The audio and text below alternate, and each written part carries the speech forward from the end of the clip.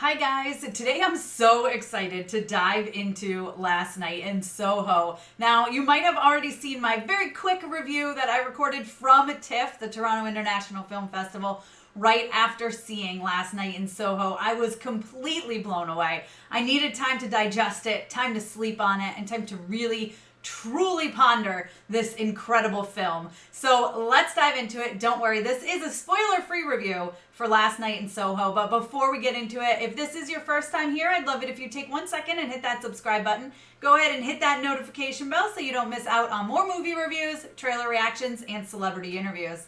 Okay, let's talk about this crazy, crazy movie.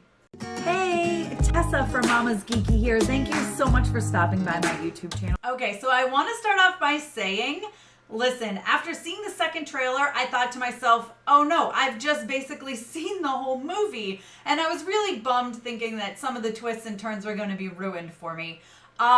They're not. So even if you've seen both Last Night in Soho trailers, don't you worry your pretty little heads, guys, because this thing hasn't even gotten started with what they've shown you, okay? Let me tell you that you are going to be completely surprised and you know nothing at all.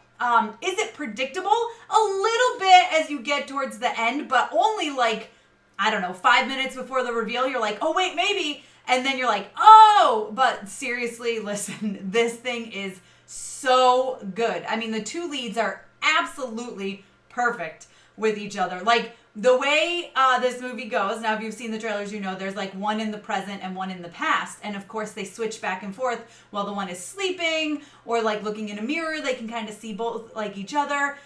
Listen, they play perfect mirror images of each other, but they both completely steal the show. I think it was very smart. Like, they're both so powerful, like absolute powerhouses on screen, that it makes sense to have them not on the screen very much at the same time, because they would just be continuously fighting for that attention from the viewers, okay? So it's great having them opposite. Now, I will say the costuming is incredible. The elaborate sets are amazing. The ambiance that is created here is so good. Like, the main character, Ellie, she's kind of obsessed with the 1960s, so it makes sense that you see a lot of those elements, of course, that she's pulling from having those memories of this person in the past, right? Sandy, and who is played by Anya Taylor-Joy, who is just a joy to watch, right? But there's so much more in this movie, and it's very hard to get into it without being spoilery. But I will say that they touch on a lot of things that women of the 60s went through and how horrible it was. But again, like, the brightness, it's absolutely beautiful, because there's absolutely, I'm trying to think of the right word, brilliant, I guess, brilliant. This movie is brilliant. But there's these fantastical moments, right, where Ellie's at fashion school and she's creating all this stuff. And then you have the moments at night, which, while they are dark and dreary and intense, they're also bright sometimes at the same time. Like, the score, I mean, I had chills. There are jump scares. I literally almost jumped into the seat next to me during one of the moments. I was so terrified. And this, I had nightmares, okay? Like, this is a thriller, and it's very much a psychological thriller. But there are some horror aspects to it, especially towards the end. I literally had nightmares for like 3 nights after watching Last Night in Soho. Okay, Edgar Wright does a fantastic job with this. It doesn't feel like one of his normal films, but oh my gosh, I'm so glad he stepped out of his comfort zone with this one, because I want to see more like this from him. I was completely captivated from beginning to end. The movie flies by in time. It doesn't feel nearly, it's almost 2 hours. It doesn't feel like that. It's very good, and it's intense, you know, from the beginning you're hooked. And you're thinking something, and then these twists and turns keep happening, and you're thrown into basically different types of movies. And you're like, what is going on? Your brain is spinning, and you're trying to put puzzle pieces together, and you're trying to figure it all out. You're discovering stuff as Ellie is discovering stuff, which is fantastic way to have shot the movie. And all of the characters, the supporting roles even, like, everyone is so good in this. And there's moments where you're going to want to be yelling at the screen, like, what is wrong with you? Why are you doing this? And that's that horror aspect in it, right? And the intensity of this. And again, it's so hard to give a review without spoiling it. I will say the main thing is it's fantastic, right? It's brilliant. It's genius. It's a mind fuck. Like, let's be honest here. It messes with your brain.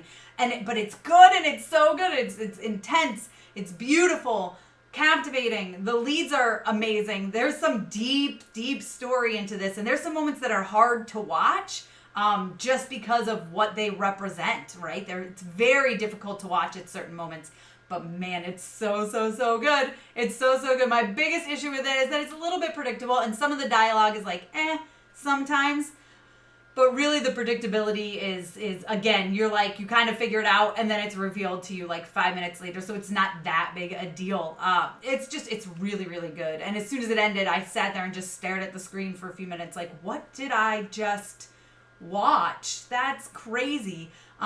It's so good. I highly recommend seeing it. Definitely see it in theaters if you feel safe to do so and you have theaters open near you, because this one begs to be seen on the big screen. And you're going to want to see it. You're going to have chills. It's terrifying. It's intense. It's beautifully shot. The leads are fantastic.